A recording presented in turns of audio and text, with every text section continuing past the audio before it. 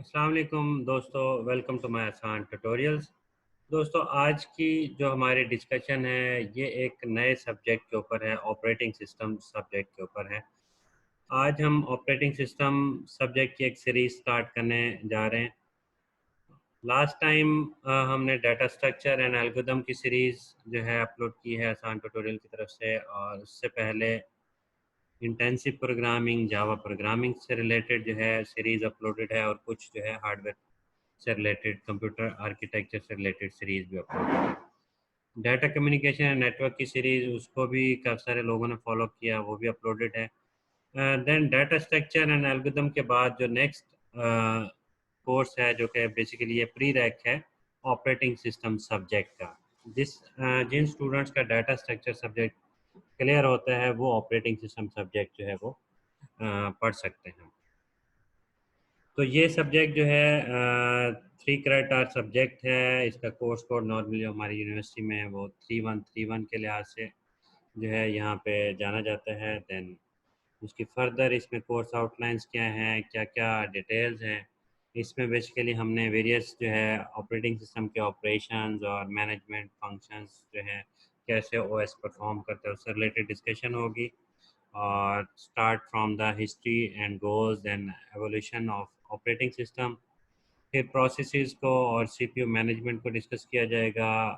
और कुछ जो है कोऑपरेटिव प्रोसेसेस प्रॉब्लम होता है। बेसिकली क्या होता है कि एक टाइम पे जब दो या तीन प्रोसेस एक साइमल सॉरी पैरेलल में काम कर रहे होते हैं, उस दौरान जो प्रॉब्लम फेस होते हैं तो उनको कैसे, उसका सोल्यूशन क्या होगा, उन प्रॉब्लम्स का हल कैसे निकालेंगे, उससे रिलेटेड ऑपरेटिंग सिस्टम कैसे वर्क कर रहा होता है वो हम डिस्कस करेंगे। देन उसके बाद सिंक्रोनाइजेशन एंड स्केजुलिंग एल्गोरिथम्स के ऊपर डिस्कशन है, डेडलॉक्स हैं। Then memory management, virtual memory, relocation, external fragmentation, paging, demand paging. और बेसिकली ये जितने भी कीवर्ड्स मैं आपको बता रहा हूँ, ये ऑपरेटिंग सिस्टम्स ही इन चीज़ों को हैंडल करता है, मैनेज करता है। सेकेंडरी स्टोरेज को भी ऑपरेटिंग सिस्टम मैनेज करता है, और उसके बाद सिक्योरिटी एंड प्रोटेक्शन की एक्टिविटी भी ओएस के थ्रू हो रही होती है। फाइल सिस्टम हो गया, आईओ सिस्टम हो गया, मल्टी थ्रेडिंग और kernel, user mode, different mode जो होते हैं ऑपरेटिंग सिस्टम के रन होने के, परफॉर्म करने के, एक्टिविटीज़ परफॉर्म करने के, वो भी ओएस के अंदर हम डिस्कस करेंगे। देन उसके बाद प्रोटेक्शन और introduction to distributed operating system जो है उसकी थोड़ी सी डिटेल हम एट द एंड देखेंगे। C L O P L O के लिहाज से जो है पी एल ओ 4 के साथ मैप करेगा ये सब्जेक्ट, जिसको हम 2 CLOs के थ्रू अचीव करेंगे। ये कुछ वेटेज है, ये चेंज भी हो सकती है। प्रोजेक्ट अगर कोई असाइन कर दिया गया तो उस प्रोजेक्ट से रिलेटेड भी कुछ वेटेज जो है असाइनमेंट में से ले ली जाएगी। और नॉर्मली CLO अचीव करने के लिए मैं जो परफॉर्म करवाता होता हूँ वो क्विज़िज़ जो होता है, CLO 1 के क्विज़िज़ और CLO 2 के क्विज़िज़ होते हैं। उसके बाद मिड और फाइनल के थ्रू उनके क्वेश्चंस के थ्रू ऊपर CLO अचीवमेंट से रिलेटेड परसेंटेज थी, ये जो है आपके ओवरऑल ग्रेडिंग से रिलेटेड होगी। उसमें 10% वेटेज क्विज़ की, 10% असाइनमेंट्स की, और जो प्रोजेक्ट्स हैं, प्रोजेक्ट की समटाइम जो है असाइनमेंट की वेटेज में से कुछ वेटेज प्रोजेक्ट को दे दी जाती है। देन मिड 30% और 50% वेटेज फाइनल। तो ये कुछ बुक्स हैं, और OCW पे और LMS पे मैंने बुक्स अपलोड भी कर दी हैं, आप वहाँ से देख सकते हैं। इसमें सिल्वर शॉट की जो बुक नॉर्मली मैं इसको फॉलो करता होता हूँ, उसके अलावा कोई भी आपको बुक अच्छी जो लगे, जिसमें जो हमने टॉपिक डिस्कस किए हैं उससे रिलेटेड डाटा मिले आपको, वहाँ से आप देख सकते हैं। जो मेरे लेक्चर्स होते हैं वो इन 3-4 बुक्स को मिक्स करके मैं बना के फिर अपलोड करता होता हूँ। तो 75% अटेंडेंस पॉलिसी है, तो वो आपकी जो है, अब पेंडेमिक में पॉलिसी थोड़ी बहुत माइट भी चेंज हो सकती है, लेकिन जो लेक्चर्स ऑनलाइन होंगे उसमें आपकी पार्टिसिपेशन के होने से आपकी अटेंडेंस पूरी हो जाएगी। टॉपिक्स पे अगर हम देखें कि सबसे पहले वीक में हम डिस्कस करेंगे इंट्रोडक्शन टू ऑपरेटिंग सिस्टम है। देन उसके बाद ओएस की कुछ डेफिनेशन और ओएस का इंटरफेस के तौर पे वर्क करना, उसको डिस्कस करना है। देन लेयर्ड कंप्यूटर सिस्टम, और फिर यूज़र पॉइंट ऑफ व्यू से ओएस कैसे दिखता है, और सिस्टम के पॉइंट ऑफ व्यू से अगर ओएस को देखें तो उसकी वर्किंग या डिटेल्स क्या होती हैं। देन उसके बाद ऑपरेटिंग सिस्टम की टाइप्स को डिस्कस किया जाएगा। उसमें मेन फ्रेम सिस्टम हो गया, फिर सिस्टम्स में बैच सिस्टम एक है, मल्टी प्रोग्राम सिस्टम है, टाइम शेयरिंग सिस्टम है, और पर्सनल सिस्टम या डेस्कटॉप सिस्टम जो है। ये डिफरेंट सिस्टम्स हो गए। इन डिफरेंट सिस्टम से रिलेटेड फिर डिफरेंट ऑपरेटिंग सिस्टम जो है डिज़ाइन किए जाते हैं, और फिर जो है उनके वर्क पॉलिसी जो है उसको भी देखा जाता है। तो हम सिस्टम्स के अकॉर्डिंग ऑपरेटिंग सिस्टम को डिस्कस करेंगे। Micro processor system, real time system और hard real time system versus soft real time system क्या होता है, इन चीज़ों को भी स्टडी करेंगे हम। दैन उसके बाद OS services, functions of OS, memory management के कैसे मेमोरी को मैनेज करने में हमारे पास ऑपरेटिंग सिस्टम हेल्प कर रहा होता है। उसके बाद प्रोसेसेस को डिस्कस किया जाएगा। प्रोसेस बेसिकली कोई भी प्रोग्राम जब रनिंग रनिंग कंडीशन में होता है तो वो प्रोसेस कहलाता है। देन इसकी डिटेल्स को देखेंगे हम, इसको मैनेज करने का तरीका देखेंगे। इंटरप्ट्स आती हैं कि उस दौरान प्रोसेसेस या रनिंग प्रोग्राम्स के साथ कैसे हैंडलिंग की जाती है, उनके इश्यूज को कैसे हैंडल किया जाता है वो देखेंगे।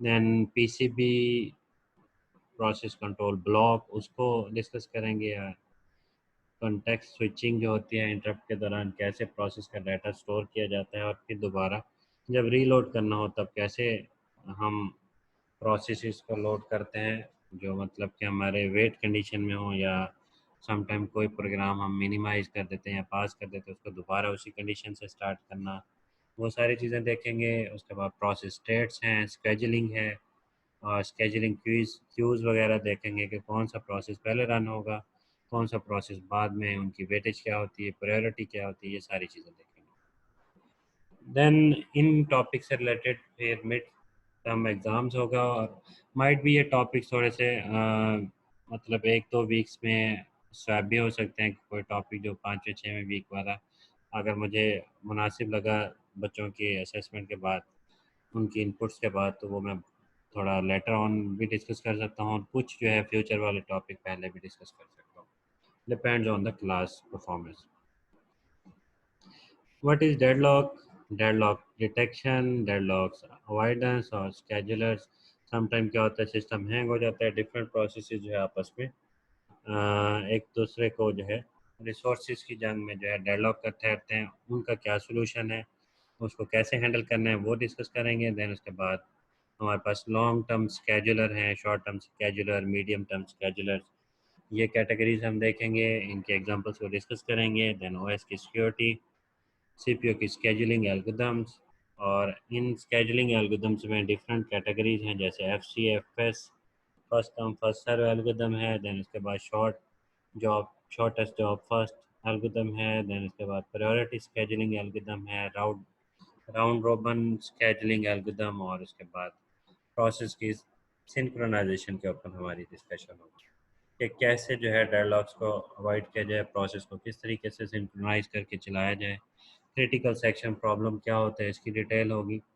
ये सारे के सारे इंटरेस्टिंग टॉपिक हैं। इन टॉपिक्स को स्टडी करने के बाद जितने भी प्रोग्रामर होते हैं, जैसे कि आपने पहले देखा होगा intensive programming, Java programming, data structure, उन सब्जेक्ट्स में जितने भी हमने कोडिंग या प्रोग्रामिंग सीखी है, वो एक किस्म की जस्ट कह लें कि इंट्रोडक्शन लेवल था कि कैसे एक प्रोग्रामर बना जा सकता है। उसके बाद फिर डाटा स्ट्रक्चर के सब्जेक्ट के थ्रू हमने सीखा कि कैसे एफिशिएंट प्रोग्रामिंग की जाती है। एफिशिएंट प्रोग्रामर बनने के बाद फिर उससे नेक्स्ट स्टेप होता है कि आप सिस्टम को देख के सिस्टम के अकॉर्डिंग उसकी जो है डेवलपमेंट कैसे करेंगे, सॉफ्टवेयर की डेवलपमेंट कैसे करेंगे, और उस दौरान अगर आपको सॉफ्टवेयर बनाने में कुछ प्रॉब्लम्स अगर आपको फेस करनी पड़े तो उन प्रॉब्लम्स के सॉल्यूशंस क्या होंगे, और वो प्रॉब्लम्स कौन कौन से होते हैं, उससे रिलेटेड जितनी भी रिसर्च है ऑपरेटिंग सिस्टम के सब्जेक्ट्स में डिफरेंट टॉपिक्स में हम डिस्कस करेंगे, ताकि हमें प्रोग्रामिंग में जितने भी इश्यूज फेस करें हम तो उसका अच्छे से अच्छा सोल्यूशन बना सकें। तो क्रिटिकल सेक्शन प्रॉब्लम है, सीमाफोर्स हैं, फाइल मैनेजमेंट है, आईओ सिस्टम मैनेजमेंट है, उसके बाद सेकंड स्टोरेज मैनेजमेंट। देन उसके बाद आपकी कम्युनिकेशन नेटवर्किंग के पॉइंट ऑफ से ऑपरेटिंग सिस्टम कैसे हमें सिक्योरिटी प्रोवाइड कर रहा होता है, कैसे कम्युनिकेशन हैंडल कर रहा होता है, उस चीज़ को डिस्कस करेंगे।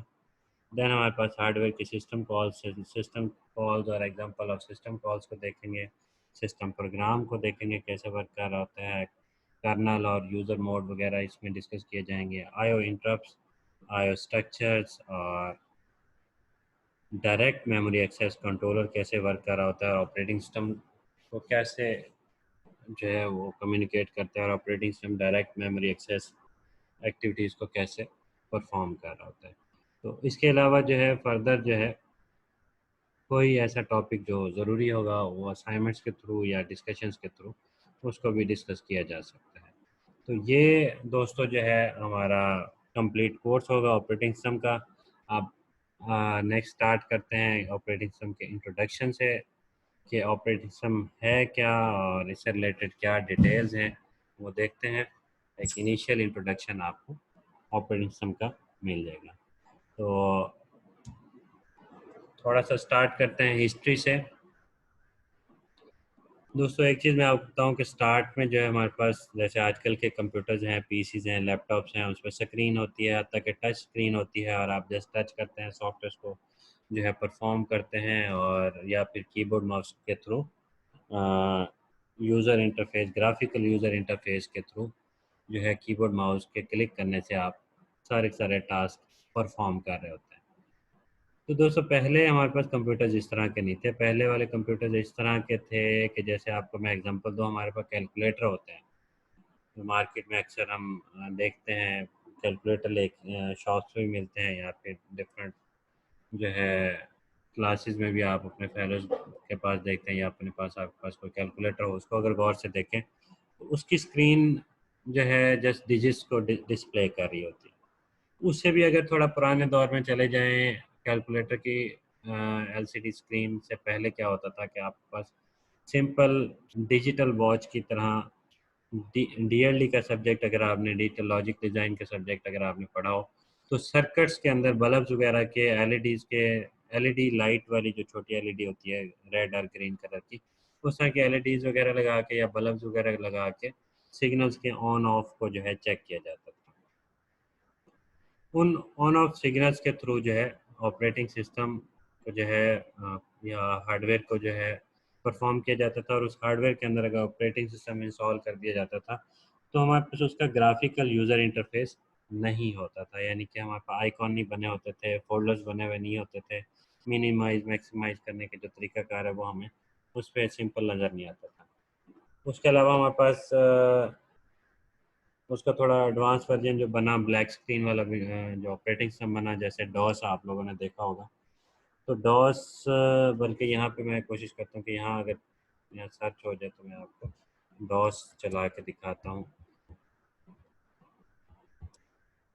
रन कमांड लिखे हैं, उसके बाद CMD लिखे हैं, तो ये ब्लैक स्क्रीन जो आपके सामने आई है, पहले हमारे पास कंप्यूटर्स के अंदर इस तरह की ब्लैक स्क्रीन हुआ करती थी और इसमें अगर एक ड्राइव से दूसरी ड्राइव में जाना हो तो जैसे सपोज कि यहाँ पे मैं डी लिखता हूँ, कॉलन लिखता हूँ, इंटर प्रेस करता हूँ, सॉरी डी ड्राइव मेरी हाइड है, ई लिख देते हैं, तो ये ई ड्राइव के अंदर चला गया।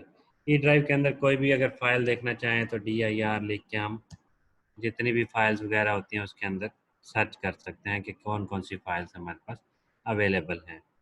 या बहुत सारे यानी कि कमांड्स होते हैं, उन कमांड्स के थ्रू हम सर्चिंग करते हैं सारा का सारा कि उसके अंदर क्या क्या अवेलेबल है। जैसे F ड्राइव है, F ड्राइव के अंदर ये क्या क्या फोल्डर फाइल्स पड़ी हुई हैं ये सारी हम सर्च कर सकते हैं। तो ये आपने देखा कि एक एक फाइल को सर्च करना या एक एक फोल्डर में जाने के लिए, एक ड्राइव में जाने के लिए पूरी कमांड्स हमें टाइप करने की ज़रूरत पेश आती थी। ये कुछ अर्सा पहले की बात बता रहा हूँ जब हमारे पास माइक्रोसॉफ्ट की तरफ से विंडोज़ जो कि बिल गेट्स ने डिज़ाइनिंग की थी, उसने क्या किया था कि OS जो ब्लैक स्क्रीन वाला ऑपरेटिंग सिस्टम है, ब्लैक स्क्रीन को आइकॉन्स में कन्वर्ट किया। आइकॉन्स में कन्वर्ट करने के बाद एक प्रॉपर इंटरफेस और आउटपुट स्क्रीन आप जो हमें देखते हैं ग्राफिकल यूज़र इंटरफेस देखते हैं उस तरह का उसने बना के दिया और हम जस्ट क्लिक करते जाते हैं और हमारी ड्राइव्स ओपन हो जाती हैं, फाइल्स ओपन हो जाती है और क्लिक करने से ही फाइल्स क्लोज हो जाती हैं। या कॉपी पेस्ट भी करना हो तो एक सिंगल क्लिक पे, माउस की क्लिक पे या कीबोर्ड की क्लिक्स पे कॉपी पेस्ट भी हो जाता है। आई होप आपको ऑपरेटिंग सिस्टम का थोड़ा सा आइडिया हो गया होगा कि हार्डवेयर, ब्रेडबोर्ड, फिर उसके बाद सर्किट्स, आईसीज, वहाँ से कॉन्सेप्ट बढ़ते बढ़ते एक टाइम ऐसा आया कि स्क्रीन मॉनिटर्स बने, मॉनिटर्स के बाद हमारे पास एलसीडी, एलईडी, टच स्क्रीन, ये सारी चीज़ें इंट्रोड्यूस हो गई। तो आजकल के जो सिस्टम है हमारे पास, उन सिस्टम्स में एलसीडी या जो भी एलईडी लगी होती है, या लैपटॉप की स्क्रीन है, या पीसी की स्क्रीन है, कंप्यूटर की स्क्रीन है, उस स्क्रीन पे हमारे पास operating system graphical user interface के ज़रिए से प्रॉपर हमें टास्क परफॉर्म करता हुआ एक्टिविटीज़ वगैरह का लॉग दिखाता है। अब थोड़ा सा हिस्ट्री को टिपिकली रीड कर लेते हैं। In the 1940s 1940s, the earliest electronic digital system had no operating system. सिर्फ एलईडीज, बल्ब, सर्किट्स वगैरह लगे होते थे। करंट के ऑन ऑफ होने से एक पूरा सिस्टम चला करता था, उसमें कोई ऑपरेटिंग सिस्टम टाइप का कोई कह लें कि पार्ट नहीं होता था। Electronic system of this time were programmed on rows of mechanical switches or by jumper wires. इनके केबल्स होती थी, बल्ब्स लगे होते थे, और उनके ऑन ऑफ होने से सिग्नल कैलकुलेट किया जाता था, और ऑन को लॉजिक 1 कह लें और ऑफ को लॉजिक 0 कह दें, तो इस तरीके से 1010 के बिट बिट पैटर्न बना करता था, और उस पैटर्न को हम सिग्नल के तौर पे, अल्फ़ाबेट्स के तौर पे, डिजिट के तौर पे कंसीडर कर लेते थे। Early computers were built to perform a series of single tasks, like a calculator. Basic operating system features were developed in 1950s, such as Resident Monitor. तो ऑपरेटिंग सिस्टम का जो पुराना नेम था वो रेजिडेंट मॉनिटर कहलाता था, और अब जो है उसको ऑपरेटिंग सिस्टम हम कहते हैं। पहले ये रेजिडेंट मॉनिटर के तौर पे जाना जाता था। Functions that could automatically run different programs in succession to the speed up processing. तो ऑपरेटिंग सिस्टम बनाया इसलिए गया था ताकि काफ़ी सारे प्रोग्राम्स को एट अ टाइम रन किया जा सके, या फिर सीक्वेंस में या पैरेलल में जो भी टेक्नोलॉजी यूज़ करनी हो उसकी स्पीड अप करने के लिए हमारे पास प्रोसेसिंग की जो है, माइक्रो प्रोसेसर की प्रोसेसिंग को स्पीड अप करने के लिए ऑपरेटिंग सिस्टम को डिज़ाइन किया गया।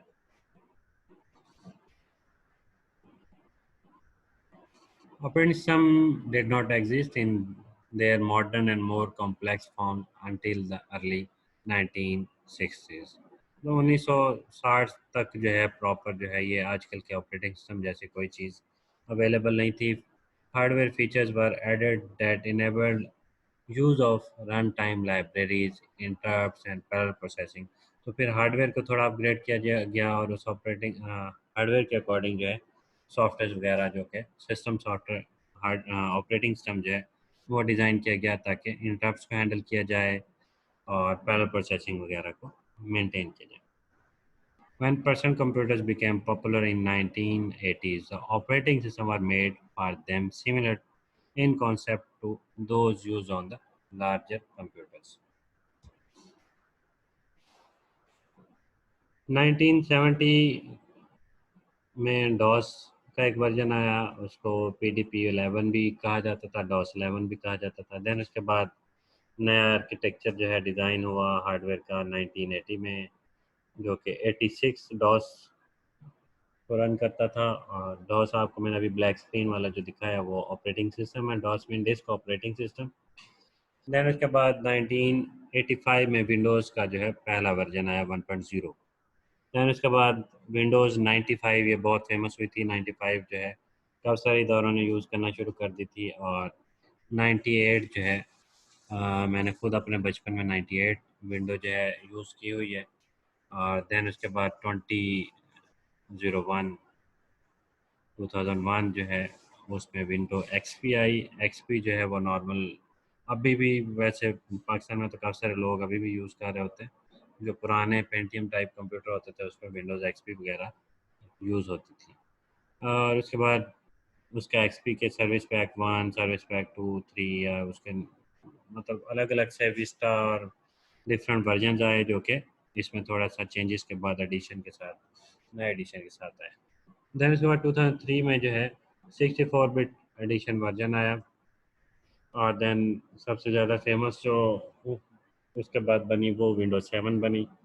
और विंडोज 7 के बाद विंडो 8, 9, 10 समथिंग कुछ और भी अपडेटेड वर्जन जो है मार्केट में अवेलेबल हैं। और इनकी जो है प्रोग्रेस है माइक्रोसॉफ्ट कंपनी की चलती रहती है और नए नए वर्जन ये इंट्रोड्यूस करते रहते हैं।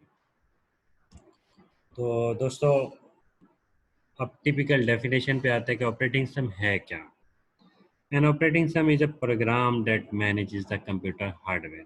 तो जितना भी हार्डवेयर है इसको हम एक सिंगल क्लिक पे मैनेज करना हो, या फिर एक क्लिक करने से हमारे पास सपोज के हार्डवेयर एक स्पीकर है, स्पीकर की के पास हमें जाना ना पड़े और जस्ट माउस से हम क्लिक करें और स्पीकर की आवाज़ कम हो जाए, स्पीकर की आवाज़ ज़्यादा हो जाए, डाटा एक जगह से उठाएं दूसरी जगह पे पेस्ट करें, कॉपी पेस्ट करें, चाहे कोई फाइल को चलाएं, डिलीट करें, रन करें। तो ऑपरेटिंग सिस्टम हमें ये सारी सारी फैसिलिटीज़ दे रहा होता है। तो बेसिकली ओएस क्या है, दैट मैनेजेस कंप्यूटर हार्डवेयर, ये तो हो गया उसका main task. It also provide a basis for application program. Application programs mean के एप्स, सॉफ्टवेयर की एक कैटेगरी होती है application program. It also provides a basis for application program and acts as an interface between the computer user and computer hardware.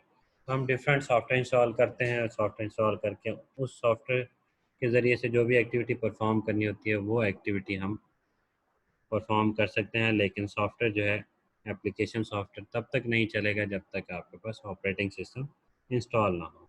तो आप application software के ज़रिए से हार्डवेयर के साथ इंटरेक्ट करना चाहें तो दरमियान में ओएस ऑपरेटिंग सिस्टम जो कि सिस्टम सॉफ्टवेयर है वो हमें इंटरफेस या उसके इंटरेक्शन में हेल्प करता है कि कैसे इंटरेक्शन की जा सकती है। तो दोस्तों आई थिंक इंट्रोडक्शन के लिहाज से इतना जो है आपने सीख लिया होगा कि ऑपरेटिंग सिस्टम की डिटेल क्या थी, हिस्ट्री क्या थी, कैसे ऑपरेटिंग सिस्टम बनाया गया या क्यों बनाया गया, उसकी वर्किंग क्या है। नेक्स्ट हमारे पास जो है ऑपरेटिंग सिस्टम की जो है सिस्टम पॉइंट ऑफ व्यू से इसकी फर्दर डिस्कशन होगी, यूज़र पॉइंट ऑफ व्यू से जो डिस्कशन होगी वो आपको नेक्स्ट लेक्चर में मिलेंगी। तो चैनल को सब्सक्राइब रखें, देखते रहें आसान ट्यूटोरियल्स। थैंक यू, अल्लाह हाफिज़।